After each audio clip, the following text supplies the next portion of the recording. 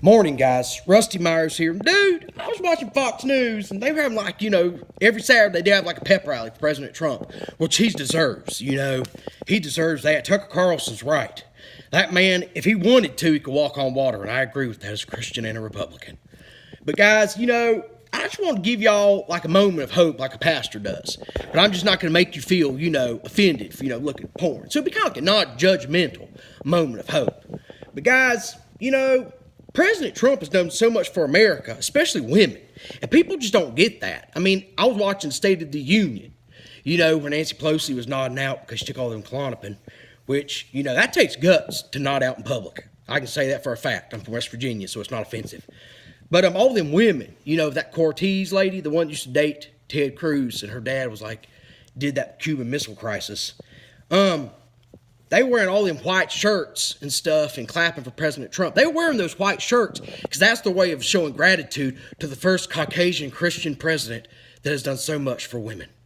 I mean, if you see all those women in Congress, that wouldn't happen under the Obama administration, Although now things might, not get done as well because there's not as many men. But, as a man, we'll be understanding. Give women time, because it's more emotional and stuff.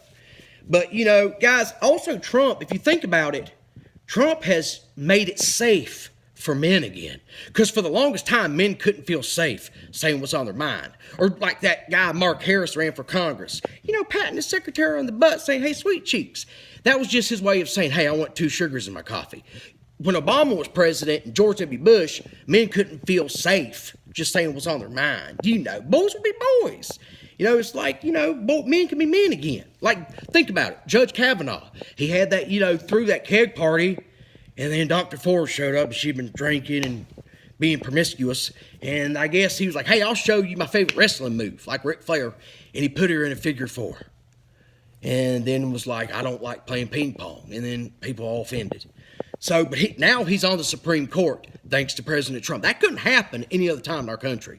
Or the governor in Virginia, dressed up in blackface, pretending to throw rocks at pilgrims and stuff, and, saying really racist stuff in his yearbook. No other president could that happen under. Think about it. You ain't going to see that under Obama or any other president. But thanks to Trump, governors, even Democratic governors, are helped by Trump. You know what I mean? Hey, it's okay, but all you got to say is I was just kidding. Or the lieutenant governor of Virginia, he was at a party, and I guess, the lady was like, oh, my tooth's hurt. And he's like, hey, I can help with that. Open up. Basically, he's kind of like a hero. But thanks to President Trump, men can feel safe saying what's on their minds again. So this has worked out perfectly. You guys need to be very thankful for President Trump, especially you women, And the reason you don't get paid as much, pretty simple. Okay, you're always posting all them stupid memes at work. Oh, I feel strong and the sky's blue, but sometimes I need to be held.